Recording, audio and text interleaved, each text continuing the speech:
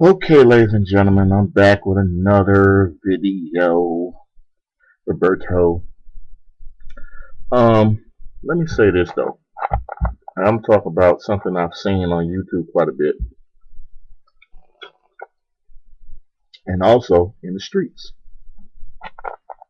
There's this one little word that keeps coming up.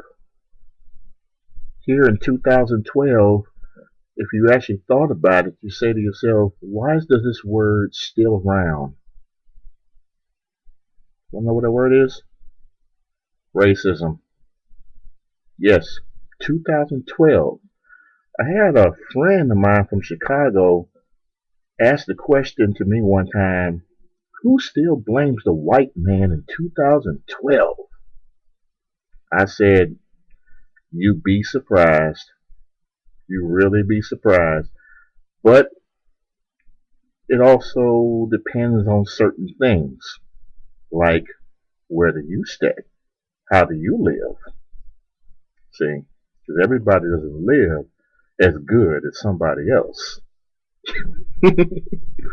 So, because of that, it's probably easy to say, hey, this person's always blaming folks for this, that, and the other. But these other folks over here, they got a little harder. They don't have the resources that they other folks got in this city. Cities, vary from city to city. I think that people are getting racist, or should I say racism and prejudice mixed up. Now, based on what we know and what we've been told, racism is basically trying to hold a people back and hold a people down. Being prejudiced means that you hate somebody's skin color. But there's another little part of this that plays well, actually, it's a big part. And this is what I introduce as double standards and favoritism. hmm Double standards and favoritism, y'all. And pretty much most groups at one time or another has benefited from double standards and favoritism. Here in Atlanta, perfect example. I'm born and raised in Atlanta, GA. But I can tell you this. This city in the 1990s, probably even the 80s, was made for the black man pretty much to come down here and accomplish what he could not accomplish in other cities. You know, build businesses and finances. That was the thing. This was the place where a black man could come and basically, come up.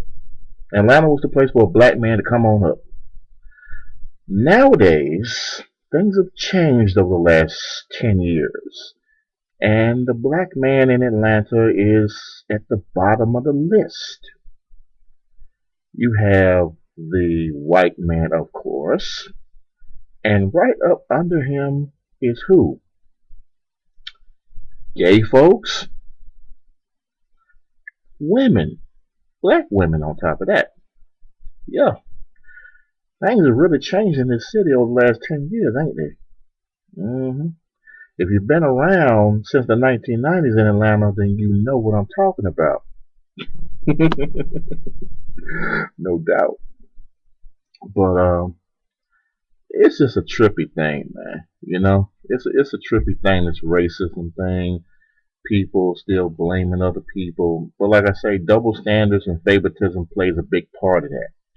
You know. Another example I could give you is Mexicans. Now, a businessman or the employer, let's put it like that, he'll look at the Mexicans and say, hey, I can get them to do this work for cheap. Not to mention they'll bring their whole family to do it.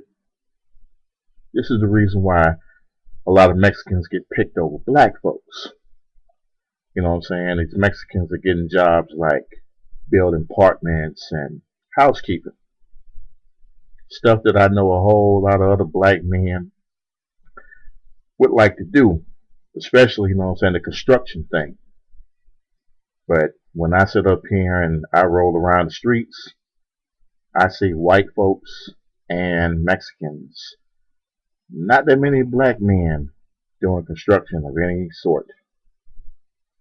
Of course, it's a business decision, and you have to know business to understand the way this works.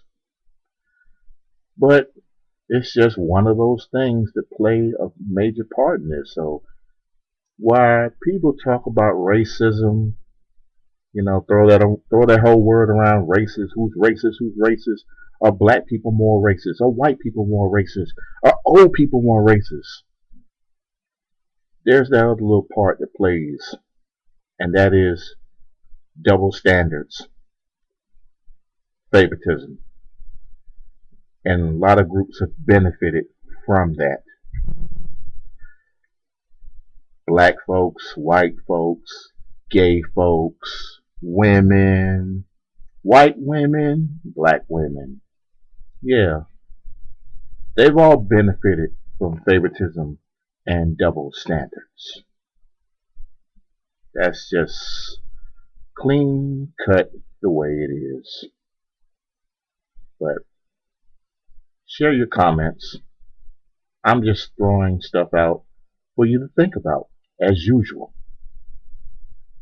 Y'all have a good day, and I will be back with more of what's on my mind and see what's on yours.